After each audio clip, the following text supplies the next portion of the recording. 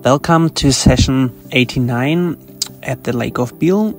It had a lot of wind, 20 knots, and in the gusts up to 40. So I thought I can do my real first downwinder. I almost had problems holding the foil with the wind. And there was another problem that had a lot of algae or like seagrass floating around. It was all torn out by the wind, so you had to really avoid them.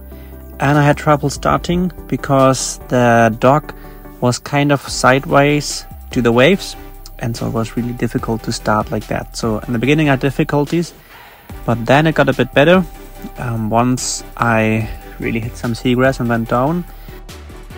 So at some point I managed all the starts and also the wind and went down foiling.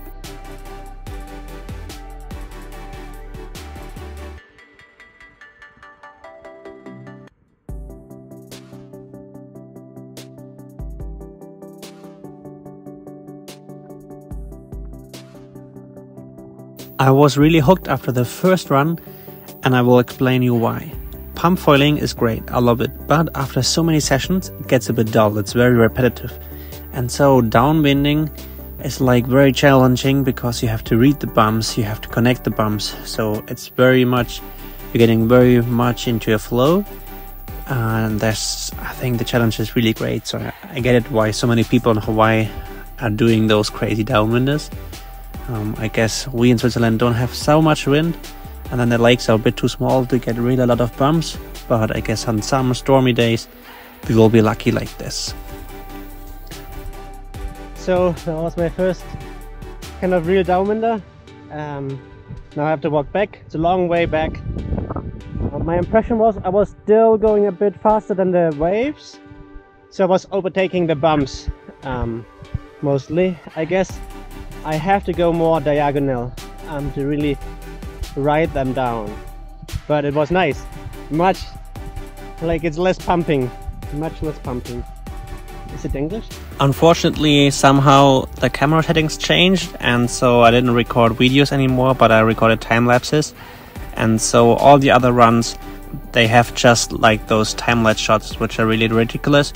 But I thought I could still tell you about my experience and show you the tracking of my watch. I went always for like sideways on the coast for like a run of 300-400 meters, and then walked all the way back up and started again. And I have to say it's like easy to see the bumps from land, but it's very difficult to see them when you're on the foil up in the air, to see where you have to connect the bumps and where they are. So I had to pump way less, but still had to pump it sometimes. I had to, as you can see, always avoid the seagrass. So it was a bit sketchy, but it was nice to not need to pump too much.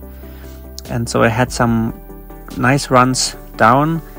And I guess whenever you have so much wind, it's really fun to try downwinding. I could have went way more, but there was no harbor so close, so I thought I will always do this kind of short run and try to get more experience in reading the bumps and catching the bumps. But so far it's really nice. I think it's a very good wing to catch downwind, and in Switzerland we don't have so big waves from the wind, and we never have so much wind, so this was really a special day. So I guess that's something to work on, to read the bumps and really to catch them. If you have any experience, what helps you, I'm very much interested to know. Otherwise, feel always free to ask. Thank you for watching, liking and subscribing. Have a good day. May the foil be with you.